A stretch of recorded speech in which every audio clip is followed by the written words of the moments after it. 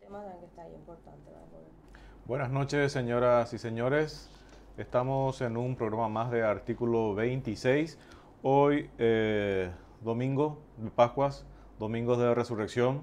Felices Pascuas para todos ustedes.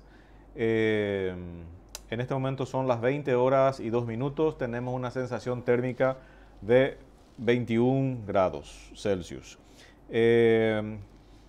Antes de entrar en nuestro programa, algunas consideraciones. El fin de semana salió el fin de semana largo, ¿verdad? Salió un artículo de Euroasia hoy. Tratamos de entrevistar con el señor Peter Theis. Había sacado un artículo con relación al tema de Carlos Fernández Valdovinos. Todos creo que leímos al respecto. Tratamos de entrar, o sea, entramos en contacto con él, quedamos en tener una entrevista y al final no se pudo concretar. De todos modos, hay un punto para resaltar, ¿verdad? De entre las cosas que se mencionan el famoso tema de Financiera ARA y la famosa resolución del Banco Central del Paraguay que no quiere entregar, en donde supuestamente se estaría pagando por encima del Fondo de Garantía de Depósito, que son 140 millones aproximadamente, y se le pagó 4 millones de guaraníes a gente del entorno de Óscar González Dar. Exactamente, el senador que está con problemas judiciales. Entonces, personalmente he hecho el pedido de acceso a la información de la resolución. En una primera instancia, Banco Central me negó con una nota firmada por el gerente general. En una segunda nota, en una reconsideración que he hecho, el directorio en pleno, aunque esto no lo crea, con el señor José Cantero, que queda otros brillos y otras luces, digamos, a la administración de lo que es el Banco Central, inclusive firmó también el nuevo miembro del directorio, la señora Leana Caballero, creo. O sea, gente nueva con trucos viejos, porque eso ya son trucos. O sea, esconder una resolución que tarde o temprano vamos a tener acceso, porque yo voy a acudir a la justicia para que entreguen esa resolución. ¿Por qué tanto esconden una resolución que al final es del pueblo, para el pueblo y es público, no es secreto bancario? No, yo no estoy pidiendo la cuenta de nadie, ni el saldo de la cuenta de nadie. Estamos hablando de una liquidación de un banco que ocurrió, de una financiera o banco, no me acuerdo qué era ARA, y en el cual se pagó por encima del Fondo de Garantía de Depósitos. Y eso tengo entendido que acá en la China, en Tanganica y en Estados Unidos es un pago irregular, con un argumento falaz de riesgo sistémico. O sea, si no se le pagaba al entorno de Óscar González Dar 4 millones de dólares, caía más o menos el país. Yo creo que ese argumento todos sabemos que no resiste un mínimo de desprecio neuronal. Bueno, por otro lado, esta semana es una semana bastante compleja, complicada, digamos. Tenemos el famoso tema del desbloqueo de listas versus listas abiertas, que sinceramente, si vamos a hacer un análisis, tanto tiempo estuvo durmiendo esto y a mí por lo menos me tomó de sorpresa toda la situación y yo no estoy entendiendo bien. Después inclusive uno le lee o le escucha a senadores y dice, bueno, lean pues ustedes los proyectos de ley que hay, que creo que son 2 o 3 que están dando vuelta por ahí. Entonces, pero, o sea, nosotros necesitamos una especie de tutorial. La única persona que yo vi que hizo una especie de tutorial y explicó bastante bien que sería bueno no solamente escucharle a ella, sino también el punto de vista de los demás congresistas, es la diputada Katia González. Ella sí levantó una especie de titular así, bien sencillito, porque tienen que hacer con dibujitos para nosotros el pueblo, porque es un tema bastante complejo y yo no tengo ningún problema en declararme ignorante en el tema porque no sé qué es lo que están tratando. Y sería bueno que pongan en dibujito y que entendamos bien qué es lo que está sucediendo con esto. porque no me voy a estar haciendo del Harvard Boy o del Chicago Boy con un tema bastante complejo y resulta que nuestro futuro está dependiendo de lo que sale. Yo no sé si este tema de la premura es realmente necesario. Yo no sé inclusive si los mismos senadores y los mismos diputados están entendiendo en profundidad las diferencias entre los diferentes proyectos de leyes y a qué es lo que se quiere llegar. Sí estuve investigando y por lo que entendí, pequeñas sutilezas van a hacer grandes diferencias. O para potenciar a partidos políticos o para perjudicar a las candidaturas que justamente se quiere potenciar con este sistema. Entonces, incluso de repente con una mayoría relativa, uno puede tener una mayoría absoluta el día de mañana en el tema del Congreso, que creo que es lo que se está buscando. Pero bueno, eso tienen ustedes, señores parlamentarios, que tratar de ponernos así con dibujitos bien parvularios para que entendamos qué es lo que está sucediendo, porque es un tema muy importante para nuestro país. Sí, también llama mucho la atención que ahora todos estén de acuerdo con el tema del desbloqueo. O sea, evidentemente, cuando el regalo es grande, hasta el santo desconfía. Bueno, tenemos el famoso tema también de los impuestazos, que hay que hacerle un seguimiento. Está ahí, pero en cualquier momento nos encontramos de vuelta con esa cuestión que no hay nada claro al respecto. Lo único es que hoy hay una ralentización de nuestra economía, que al final habían negado y ahora creo que también el presidente Ado ya se salió a admitir y decir que es una cuestión coyuntural, etcétera. Primero yo creo que hay que ser bastante sinceros y poner las cartas sobre la mesa y decir, bueno, esta es nuestra situación, a esto vamos, esto queremos hacer. Y sobre ese mismo punto resulta que, qué sé yo, cosas como la maquila no son apoyadas. Y resulta que el año pasado generaron ingresos de 675 millones. O sea, son incoherencias que hay que tratar de corregir, porque al final todos los paraguayos somos los que vamos a sentir las repercusiones de malas decisiones. Por otro lado, esta semana creo que también está el tema del Consejo de la Magistratura, para tratar de llenar la vacancia del exministro Torres Kimser. Lo importante, plausible, digamos, el tema de la transmisión en vivo y el tema de que el público va a poder participar. Ojalá se dé realmente eso y ojalá sea una experiencia que se vaya mutando a otros sectores, donde la ciudadanía tenga mayor participación y entendamos qué es lo que está sucediendo en nuestro país. Un tema también doloroso el día de hoy, domingo de Pascuas, es el tema de lo que ocurrió en Sri Lanka, ¿verdad? 207 muertos, 450 heridos, diferentes atentados, iglesias, hoteles, complejos residenciales, que es un tema para reflexionar.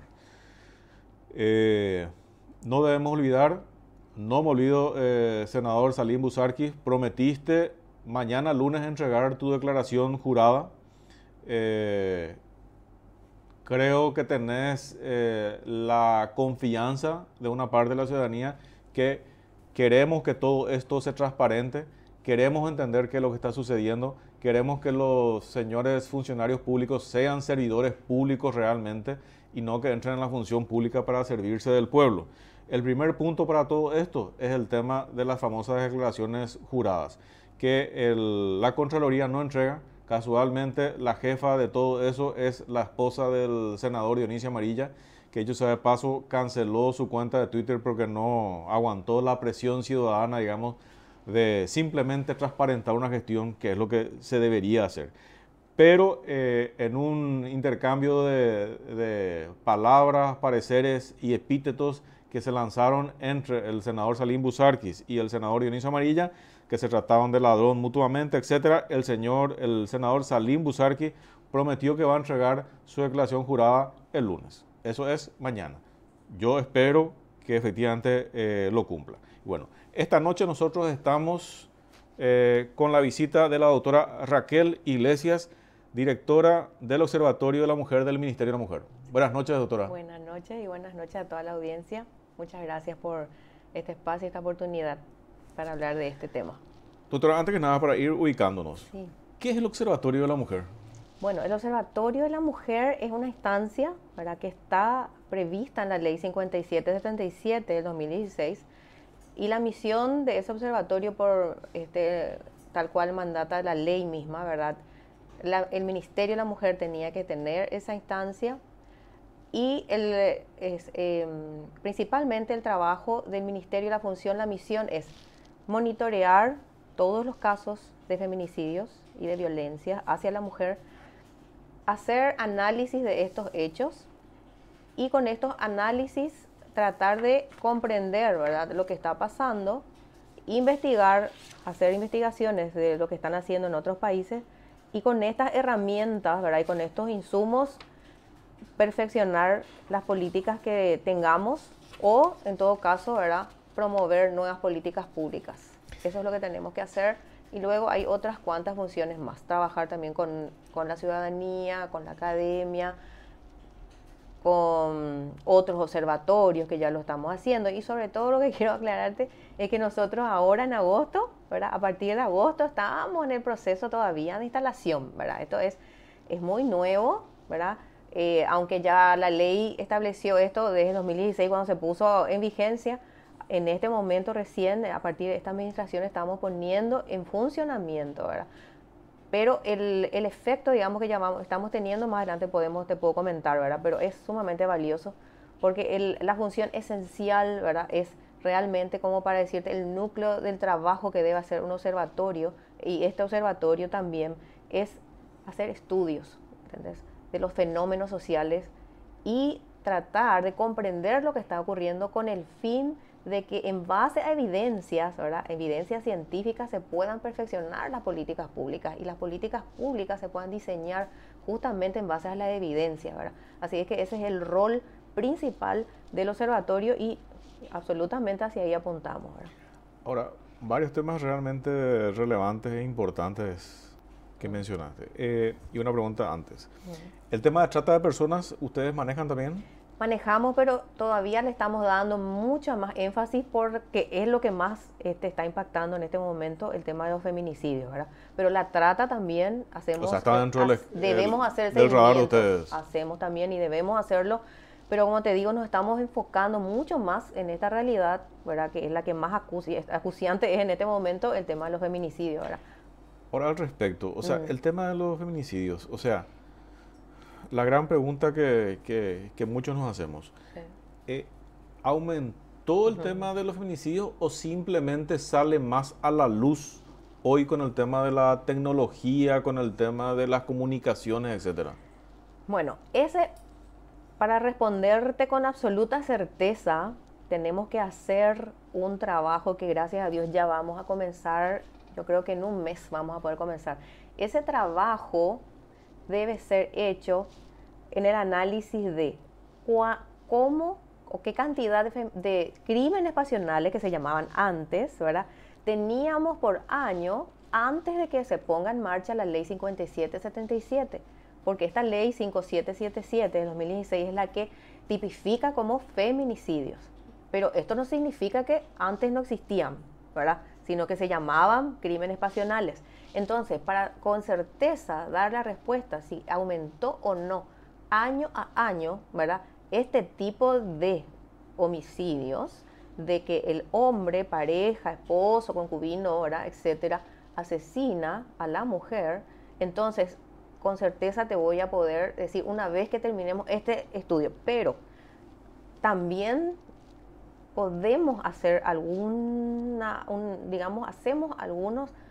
tenemos algunas aproximaciones, ¿verdad? Porque, en primer lugar, así como decís, tenemos muchos más medios ahora de comunicación, y probablemente antes, ¿verdad?, si existía este tipo de hechos en el interior del país, sin lo que hoy son los celulares, ¿verdad?, y las redes que viajan la información, pero casi al instante lo tenemos, probablemente pasaban sin ser conocidos, probablemente. Luego, otro tema, esto es algo, digamos, es un hecho, ¿verdad?, de costumbre, vamos a decir, porque lamentablemente esto siempre ocurrió. El tema de la violencia, ¿verdad?, y la violencia extrema que constituye el feminicidio, si nosotros nos ponemos a pensar, ¿verdad?, en años atrás, y justamente hoy yo le conversé con un señor de más de 80 años, ¿verdad?, Y él me hablaba de esto y me decía que él, con esta edad que tiene, él recuerda, ¿verdad?, que se oía de esto de hace mucho. ¿Entendés? Entonces, o aquello que era antes una cuestión de tipo costumbre, hoy es un crimen. ¿Entendés? O sea, Hoy tenemos, claro, porque tenemos una ley. Entonces, al tener una ley, ya no pasa como un hecho, ¿verdad?, de una violencia, de una situación, ¿verdad?, de una violencia en la familia, también de costumbre, ¿verdad?, y que finalmente termina el hombre, ¿verdad?, en un arrebato, vamos a decir así, supuestamente, y la mata a la mujer. Sin embargo, había toda una historia de antaños, ¿verdad?, de tratos, ¿verdad?, de este tipo, y que llega nomás un momento, ¿verdad?, y que existe un detonante y que finalmente ocurre esta situación de que el hombre finalmente la mata a esta mujer. Entonces, esto que era costumbre, como te digo, es hoy un crimen y tenemos una ley. Y además, ¿verdad?, se ha hecho un buen trabajo desde el ministerio, ya con la ley 1600, en donde se le ha enseñado a las mujeres a denunciar, ¿verdad?, a buscar ayuda, a buscar auxilio, e inclusive salir, ¿verdad?, del hogar ante este tipo de convivencias, ¿verdad? Entonces, como te estaba, y luego aparece todavía un nivel más alto de pena, ¿verdad?, y un perfeccionamiento de la ley de protección de los derechos de las mujeres, que es esta ley 5777, en donde el asesinato, ¿verdad?, de la mujer por parte de su pareja se constituye, ¿verdad?, en un crimen que tiene de 10 a 30 años. ¿Entendés? Entonces, hoy, es que es una ley que tiene mucha fuerza, de apoyo y de ayuda a la mujer, ¿verdad?, de auxilio. Entonces, como te estaba diciendo, los probables elementos que hacen que hoy tengamos este conocimiento, ¿verdad?, o que resalten más y que tengan mayor impacto social, inclusive, quizás sean estos, ¿verdad? Pero yo no te puedo confirmar, porque como te digo, y con expertos también internacionales que nos asesoran, nosotros hemos decidido que para poder tener certeza si nosotros tenemos un aumento o no de este tipo de homicidio, ¿verdad?, entonces tenemos que necesariamente acudir a, por ejemplo, al Poder Judicial y a cómo terminaron los casos, ¿verdad?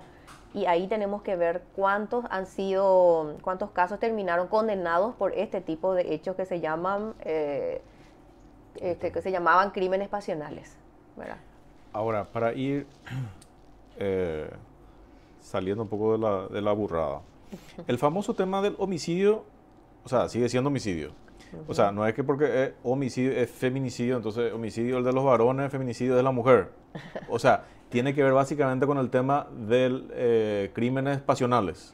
Bueno, O sea, dentro del entorno de pareja, una cosa, la o ley, familia. claro, el artículo 50, que yo creo que tenés ahí Sí. al final de esos materiales, al final, ahí está, establece cuándo se tipifica y cuándo constituye un feminicidio.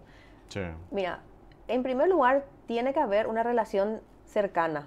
Sí. Ahí establece claramente que sea, ¿verdad?, el que asesinó, sea la pareja, es pareja o una pareja inclusive ocasional, o que haya una relación de dependencia laboral inclusive, ¿verdad? Y después también están los casos de inclusive parentesco, hasta, Sí. imagínate. O sea que siempre que haya una relación muy cercana y en primer lugar, y va descendiendo, ¿verdad?, una pareja o es pareja, concubino, etcétera, y esta persona sea la que comete el homicidio, entonces tiene, ¿verdad?, se caratula y debe caratularse como feminicidio. Y además, otra cosa muy importante es que se conozca, ¿verdad?, claramente de que haya, como dice al final de la ley del artículo 50, un historial, ¿verdad?, de violencias, ¿entendés? Esa para las parejas de mucho tiempo, ¿verdad? Y nosotros los casos que tenemos, cuando miramos un poco, ¿verdad?, de los relatos, en casi todos los casos, más del 80%, más del 90% te puedo decir que realmente han sido historias de violencias por años, 10, 15. Previa a llegar al feminicidio. Exactamente. Ahora, en el caso del feminicidio y del punto de vista de la ley, o sea, un asesinato normal, con una expectativa de pena, ¿es la misma pena que el feminicidio o no? O sea, ¿o hay ¿es diferente o no lo sabes? Siempre que no sea, por ejemplo, nosotros le llamamos muerte violenta a mujeres, ¿verdad? Aquello, por ejemplo, asaltos en las calles, donde esa persona no tuvo nada, no tenía ningún tipo de relación que se tipifican en la ley. Entonces es una muerte violenta si la mató, ¿verdad? Es un homicidio, pero no es un feminicidio. Ahora, pero hay diferencia de expectativa de pena, ¿o sabes Sí, eso? por supuesto que sí. De entrada, cuando es feminicidio, claramente ya está estipulado. Y esos otros, bueno, tendrán que ser estudiados y analizados según las circunstancias y todo lo demás, ¿verdad? Pero de- ya la tipificación es diferente. Alguien, un desconocido, ¿verdad? Que te está saliendo, no sé, la persona del trabajo y ahí viene un motochorro que hoy está tan, ¿verdad? Que es tan común, solamente por asaltarla, ¿verdad? Le despoja y hay una cuestión entre ellos, ¿verdad? Hay una lucha allí, ¿verdad? Y ella se niega, bueno, y le termina matando. Eso no es un feminicidio, por la Ok. situación de relación con el autor. Acá lo que importa, ¿verdad? Para comprender claramente, y es muy bueno que vos preguntes, porque yo creo que esto es lo que tenemos que hacer, este tema de la pedagogía, ¿verdad? En todos estos temas, la violencia, para comprender lo que es, porque yo te digo que también en todo este tiempo que estoy comprendiendo este fenómeno, cada vez también entiendo mejor y creo que realmente valió la pena poner y aclarar, ¿verdad? Que la situación de la relación hace que se tenga que llamar así. Porque no es un hombre, ¿verdad? Extraño, no es cualquier hombre que termina matándole a una mujer. Y te digo algo más importante, termina matando a la madre de sus hijos, ¿entendés? Entonces hay una relación tan, imagínate, cercana, de tantos años de compartir, de qué vínculo tan fuerte como tener hijos entre sí y más de un hijo. Hay casos, del año pasado tuvimos dos madres que ambas madres tenían cada una 5 hijos. Significa que quedaron 10 niños huérfanos, ¿entendés? Y el mismo padre. Luego, el otro caso que tuvimos que fue para nosotros también muy impactante, eran mamá y papá de 6 niños y el hombre la mata a ella, su marido, su esposo o compañero, ¿verdad? Pero 6 hijos juntos y tener que terminar la relación de esa forma tan violenta, tan terrible. Entonces, ese es el punto que importa en el tema del feminicidio. No es cualquier hombre, sino que es un hombre con quien ha compartido años y con quien inclusive, ¿verdad?, le une hijos, por ejemplo. Luego, también otra cuestión, en la gran mayoría de los casos, es la mujer termina la relación, decide terminar y el hombre no admite esta situación. Tiene denuncia de alejamiento, no cumple, la busca como sea y finalmente la mata. Y cuando se hace la revisión, cuáles eran el historial en los documentos, se ve la mujer cumple todo el proceso. Lo denuncia a la comisaría 1 o 2 veces. Luego, como se trata de una situación repetitiva, pasa a la fiscalía imputa. Luego pasa al juez, al juzgado, el juzgado ya le da una orden de restricción, ¿verdad? A esta persona, el homicida, ¿verdad? El feminicida, no cumple, tenemos muchos casos de esto, no cumple y finalmente la mata a esta mujer. Entonces, estos son los elementos que hacen a que se tenga que calificar y que se tuvo que calificar así. Porque te das cuenta que es lo que significa, ¿verdad? Hay toda una historia, hay hechos, hay una decisión de una persona que ya no quiere estar con alguien, porque además hay razones como te decía, de violencia, ¿verdad? Que ha tenido y sabe que ya no es una relación que le haga bien y que además su vida ya está en peligro porque muchas de las mujeres hoy en día conocen los derechos y los peligros que llevan, porque como vos decías recién, tenemos tanta información a la mano con tanta facilidad hoy en día que la gran mayoría de las personas saben, pero a veces no hacen, ¿verdad? Pero saben cuando una relación ya no es saludable. Entonces te estoy hablando de los casos en que las mujeres actuaron, decidieron porque tenían antecedentes peligrosos con esta persona y finalmente estos hombres no aceptaron el fin de la relación y la buscan y la matan. Entonces, esto es súper importante porque nosotros vemos, cuando vemos un caso de feminicidio y leemos la noticia abajo en los comentarios, vemos mucho rechazo a la calificación, digamos, ¿verdad? Hoy en día legal, de que la mujer asesinada por su pareja o de pareja se denomine feminicidio, ¿verdad? Pero cuando entendemos los elementos, la relación, las situaciones que acompañan al hecho, entonces podemos entender por qué se llama así. No es un homicidio cualquiera, casual, es distinto. Sería bueno también, o sea, evidentemente hay una campaña de concienciación también que tendría que hacerse al respecto, ¿verdad? Yo también, yo creo que eso Porque también yo de repente estamos ahí analizando. Sí. veo y leo el tema este de las redes, ¿cierto? O sea, Sí. hasta reconozco mi burrada ahora, o sea, decía, no, homicidio es cuando es hombre, feminicidio es cuando es mujer, o sea, me digo que está, parece, parece que es una discriminación de género nomás, y no es así. O sea, se está refiriendo a una situación que tiene que ver con una relación de pareja. Así mismo es. Y que haya habido años, o un hombre que sea una relación casual, ¿verdad? Ocasional, pero que por algunas circunstancias y que el hombre termine con la vida ella, ¿verdad? Aunque haya sido una relación casual, ahí también. Y si existe una relación casual, pero es la mujer la que mata al varón. Y eso, bueno, no, hay tipificación. De eso Vale. que vos me preguntás, Claro. acá estamos hablando de que A la inversa. existe, claro, acá estamos hablando de que hay una tipificación, hay una ley, y que además, vos sabés bien que esta ley se debatió muchísimo, pero el punto acá vamos a hablar de lo siguiente. Hay una serie de violencias que va viviendo la mujer, y estas violencias van subiendo, van en aumento considerable. Y el último eslabón, el último eslabón de violencia que está soportando la mujer, ¿verdad? Es cuando en varias ocasiones el hombre la ha golpeado de tal manera que por eso ella ya le denuncia, ¿entendés? Tiene una orden de restricción, la vuelve a buscar, la golpea de vuelta. O sea, hay un nivel de violencias y de tratos, ¿verdad? Que esta mujer está soportando, y que considerando todo ese historial y esa situación especial, es que se califica de esta forma, con el afán de que haya una mayor protección a la mujer. Okay. Ese es el punto y la intención de la ley, ¿verdad? Tratar de que estas cuestiones, como te digo, que son de antaño y además culturalmente y universalmente. Porque otro tema muy importante es que esto no está ocurriendo nomás en Paraguay.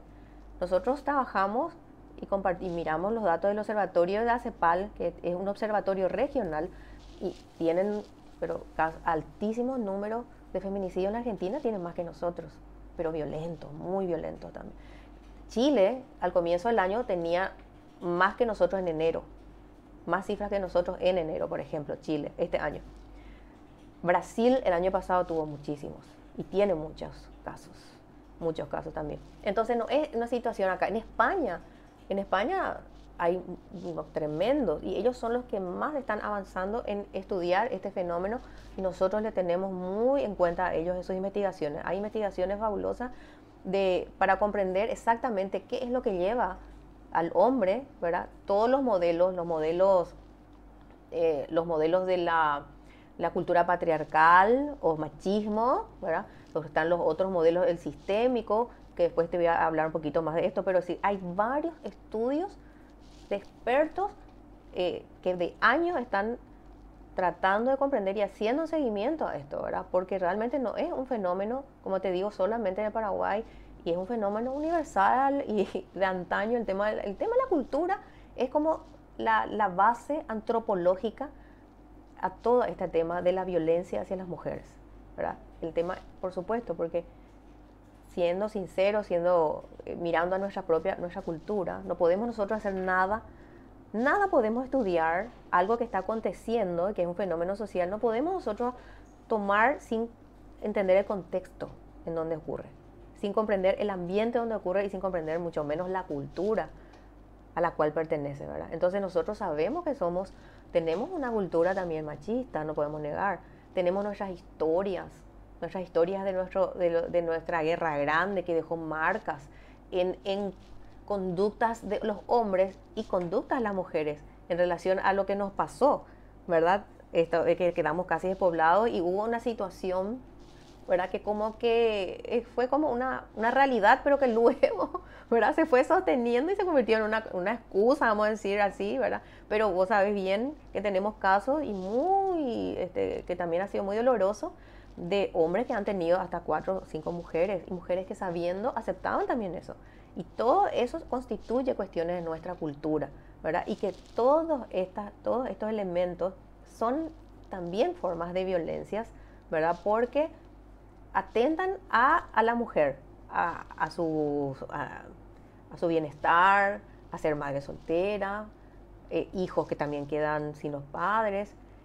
Entonces hay un montón, esos son todos elementos, ¿verdad?, que se ha buscado superar y que claramente vamos yo creo bastante bien, porque hoy en día el tema, por ejemplo, hay leyes que ya castigan el tema de la paternidad responsable. La paternidad irresponsable, con el tema de tiene el nombre técnico, del alimentario. Sí. Sí, que se van en cana por no... Inclusive, ¿verdad? Pero son avances, porque... Sí. Discutible también, ¿verdad? O sea, es medio cuestionable eso, porque... O sea, el papá no paga, le meten en cana y en cana menos va a poder pagar, ¿verdad? O sea, bueno, ahí no va a poder hacer ninguna actividad económica. O sea, sí, es un tema complicado. O sea, claro, pero ocurre que a ese nivel se llega cuando ya hubo incumplimiento. No es que va directo. Incumplimiento del deber alimentario. No, porque hay incumplimientos de órdenes judiciales que establecen que se hagan los pagos, no se cumplen esos pagos y finalmente entonces tiene que llegarse a ese nivel. No es de entrada que se va a la cárcel por incumplimiento del deber. Ahí siempre están los primeros pasos, es decir, se le comunica el deber, se le estipula cuánto, pero es que hay casos en que no han cumplido. Y entonces el último recurso que se tiene es ese, ¿verdad? Claro, porque ya es incumplimiento de una orden judicial, pues. Ahora, ¿ustedes están trabajando de cerca con la Fiscalía? Trabajamos absolutamente, claro que sí. Es todo un circuito, hay todo un circuito, ¿verdad?, que se realiza para el auxilio de las mujeres. Pero ustedes, no sé si fueron ustedes que pidieron que una unidad especializada o algo así, en el tema de la Fiscalía, la o se está evaluando. La Fiscalía tiene una unidad especializada para violencia intrafamiliar, pero ellos están queriendo inclusive tener también otra que sea de violencia de género, porque eso significaría solamente atender los problemas que existen entre las parejas. Y la violencia intrafamiliar incluye otros temas también, por ejemplo, hijos que van a denunciar a los padres que denuncian también temas de los hijos. Es muy abarcante y para ellos es mucho ya, ¿verdad? Entonces eso, para aclararte. Claro, este tema nomás de los feminicidios, el tema familiar, sí, pasa por una cuestión también a nivel cultural de lo que está ocurriendo en forma regional e internacional. Y no sé si ustedes evalúan también dentro de esto el tema de la ley de género, el tema de los matrimonios igualitarios, etcétera. ¿Eso llega a pasar por el ministerio de ustedes o no evalúan? Porque en algún momento se previó el tema de proyectos de leyes que tengan que ver con eso. Evidentemente no prosperó porque evidentemente somos una cultura machista, pero acá en los países al lado ya están funcionando. O sea, es una cuestión no sé, me imagino que de tiempo, más tarde o más temprano, ¿verdad? O sea, en toda esa etapa, ¿ustedes también participan o no? O sea, como Ministerio de la Mujer, y de hecho, más que nada, no solamente por ser Ministerio de la Mujer, sino que evidentemente a través del observatorio es un complemento. O sea, no es solamente el tema de la mujer, no es solamente el feminicidio, no es solamente la violencia intrafamiliar, no es solamente el trata de blancas, sino ve también cómo se va comportando el tema de la sociedad en sí. En relación a las violencias hacia las mujeres. Eso está bien definido ahí. El artículo 31 de la ley 5777. O sea, las violencias, claro, porque dice inclusive tiene el nombre ahí, el observatorio para una vida libre de violencia. Okay. ¿Entendés? O sea, no tiene nada que ver con de la mujer para una vida libre de violencia. Es muy clara, es muy claro lo que nos manda. Y la trata entra también allí, porque la trata es considerada una forma de violencia. Así es que por eso la trata también nosotros vamos a llevar. Claro que sí, porque además el efecto que tiene es tremendo.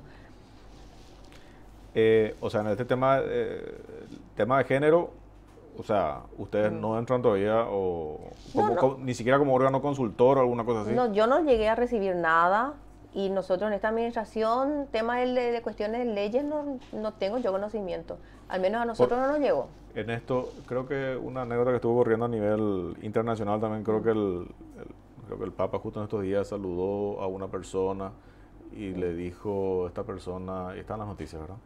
Le dijo a esta persona, yo soy gay. Entonces le dice, no, vos sos un ser humano y después soy gay. Es un adjetivo, le dice. No es un adjetivo, es mi esencia. O sea, quedó ahí como anécdota y de hecho está recorriendo en las noticias, digamos. Ya. Entonces, es un tema que tarde o temprano se va a tener que instalar sobre la mesa y se va a tener que discutir, ¿verdad? Entonces, sería bueno nomás en su momento tener los argumentos en un sentido y en otro, ¿verdad? O sea, para una situación que se vaya dando, ¿verdad? Porque de hecho cuando hay manifestaciones, de hecho, que ya hay sus manifestaciones, ya hay esto, la libertad de no sé qué cosa, entonces hay un momento en el cual se va a instalar, inclusive creo que Frente Guasú en su momento trató de instalar el tema, hay fuegos cruzados en el medio, pero es una situación que se va a tener que tarde o temprano poner en el tapete del debate. Ustedes, digamos, como observatorio en ese tema no llega a ese punto, digamos. Como hace todo el tema del entorno, empezamos con la mujer, empezamos con su entorno familiar y después va el entorno, lo que sería el tema de la familia y el tema de la sociedad. Entonces, es una realidad que tarde o temprano vamos a tener que debatir, ¿verdad? Y llegado ese momento vamos a ver cómo lo llevamos. Hasta ahora, como te dije, nosotros apenas estamos instalando el observatorio, estamos todavía en el proceso del diseño, instalando, ya es mucho lo que nos, ya es mucho lo que nos ponen. Mira que no es poca cosa, no es poca cosa hacer un monitoreo, porque eso significa, como decías vos, trabajamos con las otras instancias, ¿verdad? Que son la fiscalía, porque tenemos que pedirle confirmación de datos con la policía. Y esas son cuestiones también culturales, porque y además por la distancia, si no es tan fácil, no es tan rápido compartir los datos, porque hay cuestiones, por supuesto, que corresponden, que son cuestiones burocráticas, porque así funcionan las cuestiones de las instituciones públicas.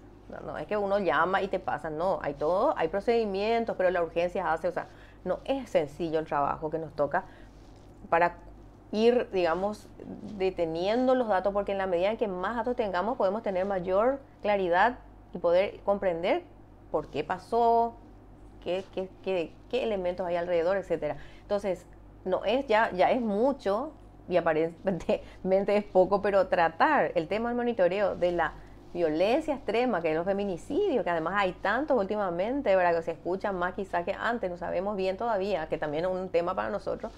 Entonces ya es bastante. Luego, mira, otro elemento que surge allí es, y que eso como avance podríamos decir que felizmente ya se ha tomado en cuenta, el tema de los hijos que quedan. Imagínate que es un tema, un impacto social muy tremendo, porque estas familias se desintegran bruscamente, ¿entendés? Brutalmente, porque el padre le mata a la mujer, a la madre, y los hijos quedan huérfanos automáticamente de la madre y del padre, o del que fungía de padre, porque pudo haber sido, ¿verdad?, un compañero de la mujer, y ella ya tenía otros hijos, que tenemos muchos casos, él también tenía sus hijos, y todos esos hijos quedan huérfanos.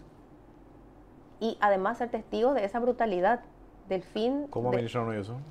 De los hijos. Eso llevamos también el monitoreo y nosotros lo dejamos, digamos, a la luz hoy en día, y felizmente tenemos, en primer lugar, estuve trabajando la semana antes de entrar a Semana Santa con la unidad de gestión social, y existe lo que se llama el Sistema de Protección Social, Sistema Nacional de Protección Social, que se está construyendo, un plan nacional eso, y allí ya ingresan también los hijos, se llaman víctimas secundarias de las violencias, y ellos son los hijos que quedan como consecuencia de estos feminicidios, felizmente, y entran cada instancia en lo que le corresponda.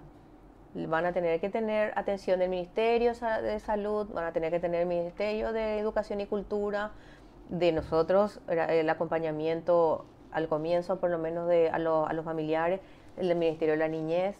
O sea que felizmente ahí ya está, ¿verdad? Ya ingresó. Y ese es un efecto ya en su trabajo, ¿verdad? Porque en todas las mesas, que tenemos una mesa interinstitucional donde están como 17 instancias, entonces hemos sacado nosotros a luz esto, ¿verdad? De que los hijos que están quedando como consecuencia hay que darle una atención. Por otro lado, hay también eso recibimos también antes oficialmente, un pedido para analizar y dar más datos. Hay un proyecto de ley que presentó el senador Elis Osorio para una ley que garantice el cuidado de estos hijos hasta los 18 años. Y es un proyecto de ley que está en estudio y nos pidieron datos también oficialmente, ahora antes de que vayamos a entrar en la Semana Santa, ¿verdad? Y esas también son instancias, nosotros vemos como positivo, ¿verdad? Porque se busca darle una respuesta a esta realidad social, ¿verdad? Porque sería tipo asistencia social. Así es, hay una ley de protección donde ellos puedan recibir, lo que he visto es que tienen que recibir, garantizarle educación, ¿verdad? Atención médica y lo que significa, digamos, para que pueda tener una vida digna, ¿verdad? Ahora, un tema hablando de nuestra realidad y de nuestro país, digamos. El famoso tema de los embarazos precoces de niñas, ¿eso no entra dentro del esquema de ustedes? Eso es del Ministerio de la Niñez realmente. Eso también entra, por más que sea producto de violencia, como ya no entran dentro de ustedes. Cuando ya está, cuando ya inclusive fue mamá, siempre se le da el auxilio. Pero si es menor de edad, aunque sea madre, todavía corresponde al Ministerio de la Niñez y la Adolescencia. Ah, ok. Sí. Pero nosotros, si nos dan a nosotros, si nos hacen saber, en primera instancia a nosotras, por ejemplo, me dio la 137, o en Ciudad Mujer Móvil, se toma el caso, se toman los datos, se le da una ayuda, ¿verdad? Un apoyo, una contención, y eso después se deriva al Ministerio de la Niñez como para que haga el seguimiento, ¿verdad? Y todos los demás elementos que significan, ¿verdad? Si es menor de edad, eso también hay que investigar, porque si es menor de edad ya estamos hablando también de una menor de edad, cómo se embaraza, o sea, qué es producto, inclusive hay muchos casos que son de abuso, entonces ya estamos hablando también de delitos, de crímenes, ¿verdad? Está bien, pero digamos, en esos casos, directamente Ministerio de la Niñez. Ellos son los, sí, claro que sí. O sea, ustedes se encargarían a partir de mayoría de edad. Así es, sí. Ok, y el famoso tema de los que comenzamos a hablar, digamos, trata de blancas, trata de personas, digamos. Trata de personas hoy en día. Sí. Hoy es trata de personas, sí. ¿Hay realmente algún estudio dentro del país o no? Eso es otra cuestión pendiente también, ¿verdad? Al menos oficialmente nos dijeron, justamente en el Gabinete Social, porque todo lo que se haga, ¿verdad? Como para tener datos precisos, ¿verdad? Por lo menos estimativo, qué sé yo, o sea. Oficialmente, allí en esa mesa que estuvimos trabajando, no tenían, ¿verdad? Okay. Pero existen. Solamente que el universo de estudio quizás no sea demasiado, ¿verdad? Importante. Pero de que tenemos muchos casos, de que hay casos en que se han felizmente desbaratado y se les ha rescatado en conjunto con la unidad especializada, porque la Fiscalía tiene una unidad especializada de trata. Así es que sí trabaja también en conjunto. Está bien. Pero nosotras recibimos, por ejemplo, el auxilio, hacemos el seguimiento, se le hace una contención, tenemos programas en donde se le ha rescatado, tenemos albergues y ahí hay todo un equipo de atención a estas personas. Y hace poco le entregamos un equipo de trabajo para que pueda tratar de rehacer su vida también y que tenga una herramienta de trabajo, ¿verdad? Eso ahora, también tenemos. Eso estamos hablando dentro del territorio nacional. Dentro del territorio nacional, sí. ¿Y existen casos de trabajo conjunto a nivel internacional? Sí, porque también de repente está el famoso tema que se le saca fuera del país. Ha habido, claro que sí. Claro que sí, ha habido que personas de nuestra institución, de la Dirección General de Lucha contra la Trata, ¿verdad? De personas, claro que sí, ha tenido que salir y hacer el trabajo de rescate también y de verificación de la situación. ¿En otro país? En otro país. Lo que nosotros inclusive, en una gestión que ya hizo esta ministra, nuestra ministra Daniela Romero de Santa Cruz, ella, estuvimos en Buenos Aires justamente, y el año pasado con la intención, como ahí han habido muchos casos, ¿verdad? Es lugar en donde las paraguayas sufren de este crimen. Nosotros estuvimos allá, tuvimos una reunión con el embajador y con los cónsules, porque la intención seria de la ministra es tener también ahí una oficina del Ministerio de la Mujer en coordinación, claro, porque esto también es un trabajo pues de Cancillería en cierta forma, ¿verdad? Y Dentro con de la el tema, embajada. y bueno, el tema de dónde exactamente ya se iba a definir, ¿verdad? Pero por lo menos hay intención nuestra como para que esté mucho más rápido la ayuda, ¿verdad? Y el trabajo ya coordinadamente lo más rápido que se pueda. Y hubo absolutamente buena predisposición. Luego también la ministra llegó a tener una reunión con el canciller y de hecho que hay. Lo que pasa es que todos estos temas pues tienen que ver con presupuestos. Claro. Pero por lo menos hay absoluto respaldo a esa intención. Como te digo, hay un interés de la ministra claramente de que, digamos, de que de manera que sea más rápido, más efectivo, la ayuda, la asistencia, tengamos allí, ¿verdad? Personas que puedan trabajar de nuestro ministerio, ¿verdad? Del ministerio, sí, una oficina del Ministerio de la Mujer. Me imagino que lo básico que evalúan, y con cierta lógica, el tema de la mayor emigración. Donde hay mayor emigración existe mayor probabilidad de que exista ese tipo de cosas. Bueno, porque además han habido muchos casos que se han desbaratado ahí. En Argentina y en España es donde Bueno, mayormente... eso que te iba a preguntar, el segundo sí, caso es España. sí, son los lugares en donde mayormente se ha denunciado, se ha logrado rescatar. Entonces, por eso son los lugares en donde... Y también en España, ella también ha viajado y también allí conversó con las autoridades de la embajada y también allí tenemos ganas de tener una oficina, ¿verdad? Porque justamente, como decís vos, claro, mayor población paraguaya que ha emigrado, pero además también mayores denuncias y descubrimiento de mujeres en situación de trata laboral y trabajo de sexual también, ¿verdad? ¿Entendés? Entonces, por supuesto, esa es una intención seria de nuestra ministra y que va a ser muy interesante, ¿verdad? Porque significa que va a estar bastante, eso, lo que queremos poner es ahí una psicóloga y queremos tener a lo mejor una abogada, mínimamente para empezar, ¿verdad? La idea. Y bueno, ¿por qué? Porque la contención emocional, psicológica, la orientación legal, las abogadas y ese tipo de cosas que nosotras es lo que hacemos, ¿verdad? Cuando se llega a descubrir todo ese tipo, ese es el trabajo técnico que se les da, ¿verdad? El apoyo. Y también se ha logrado darles trabajo para lograr salir de la situación por una cuestión, porque ya están en total situación, ¿verdad? Emocional, laboralmente, es reempezar absolutamente, pero además en una situación, ¿verdad? De un daño emocional.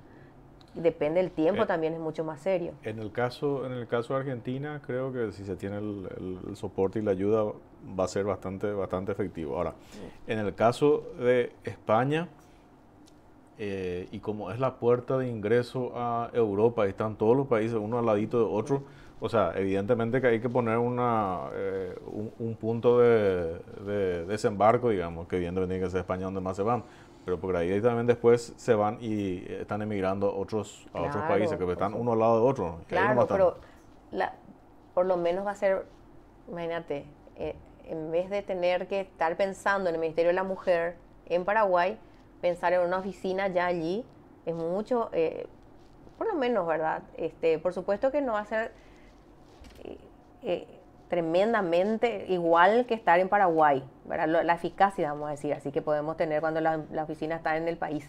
Pero estar allá es un auxilio, es algo, por supuesto, que va a ayudar bastante a saber que tenés ahí una oficina del Ministerio de la Mujer y además trabajando en coordinación con la Cancillería, con la Embajada, con el consulado, porque este trabajo se hace con ellos, porque significa que la mujer muchas veces está sin su pasaporte, sin sus documentos, es rescatada en absoluto tal estado, ¿verdad?, de abandono y sin ningún recurso, ni siquiera sus documentos. Entonces esto obviamente se trabaja con nuestros consulados en donde sea que se las rescaten y se las encuentren. Porque aquí estamos hablando de trata de personas. De trata, ahora, estamos hablando de trata. En el caso de personas son mujeres y hombres y varones. Claro que sí, claro. Entonces, o sea, me imagino más que justo el Ministerio de la Mujer se encargue de traer trata de personas varones, pero también existen esos casos. Claro que existe, claro. Por eso se llaman personas. Si es que llega a haber denuncias. Tenemos el famoso caso de Chilaver, por ejemplo. O sea, sí. que al final no sé qué pasó exactamente, pero se mencionó en algún momento el tema de trata de personas, ¿verdad?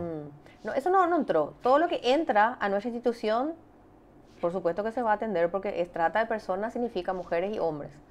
así es. Pero ese caso no llegó a entrar por nuestra institución. ¿Y de qué presupuesto ustedes manejan? O sea, ¿tienen un presupuesto razonable? ¿Es un pequeño presupuesto? O sea, ¿cómo? Todos nuestros presupuestos. Nuestro presupuesto no es pero tremendamente bajo para todo lo que realmente tiene que hacer el ministerio, porque es a nivel, imagínate, es a nivel nacional e internacional cuando se tratan de estos temas. Y nuestro presupuesto es ínfimo para el trabajo que tenemos que hacer. No, esa es la realidad. No podemos estar, y bueno, en general todas las instituciones públicas dicen eso, ¿verdad? Pero nuestro ministerio es el que tiene menos recursos que cualquier otro ministerio que tú puedas pensar. Claro, Pero además, con todo lo que significa realmente el poco presupuesto, de todos modos también hay que procurar también ser creativos. Y te cuento que, por ejemplo, el tema de Ciudad Mujer Móvil, que es un programa que se está haciendo este año también con la ministra, es algo que se ha hecho juntamente con ayuda de Teipú, pero ayuda mucho a ese tema del presupuesto porque trabajamos con otras instituciones coordinadamente y nos vamos a las instancias, nos vamos hasta los lugares. O sea, mira, miles de mujeres ya se han atendido mediante esta descentralización también de una política pública, ¿verdad? Pero te digo que hay que procurar ser también creativos porque si no, no vamos a poder hacerlo. ¿En qué consiste, por ejemplo, eso? ¿Cómo se llama Ciudad? Ciudad Mujer Móvil. ¿Conoces Ciudad Mujer en Villa Lisa? Sí. Bueno, es muy parecido a eso, todos los servicios que puedan tener la mujer, de salud, de la cuestión, sí, del tema del conocimiento de sus derechos, de documentación, de empoderamiento económico, y eso significa posibilidades laborales, ¿verdad? Entonces, se trabaja con el Ministerio de Salud, coordinadamente, se trabaja con el Ministerio de Salud, se trabaja con Migraciones, con la policía, se trabaja con el Ministerio del Trabajo, con justicia inclusive muchas veces también. A ver, ¿quiénes más? El Ministerio de Agricultura y Ganadería, porque ellos llevan los programas que tienen y cada uno, ¿verdad?, explica, realmente se hace en lugares grandes, se hace en plaza o en lugares de un tinglado grande. O sea, ¿cuándo fue la última vez que hicieron algo de eso? En Guairá se hizo. ¿Cuándo? Esta semana antes de la Semana Santa. ¿Y la convocatoria? Sí. Muchísima gente. Creo que hubo más de 2.000 personas. Y en Concepción fue el primero en febrero y hubo más de 3.000. Más de 3.000. O sea, todas mujeres o la mayoría. No, lo que vengan y vienen con sus hijos también. No, claro. La gran mayoría viene con sus... No, a hombres también inclusive cédulas es lo que piden mucho los hombres, los varones. Se le atiende también a los varones allí, pero claro que siempre se priorizan las mujeres, pero vienen las mujeres, vienen señoras de edad que nunca han tenido cédula ni partida de nacimiento y todo eso se les brinda. Y eso te digo que realmente es algo muy importante porque es una descentralización de las políticas públicas. Imagínate, ¿cuándo esas 3.000 mujeres hubieran podido llegar a Asunción o a Villa Lisa, a Ciudad Mujer, para hacer todos estos trámites? Entonces tienen documentación. Sus hijos también son atendidos porque ahí el Ministerio de Salud es la que nos brinda el apoyo, ¿verdad? Y se les atiende también a los niños.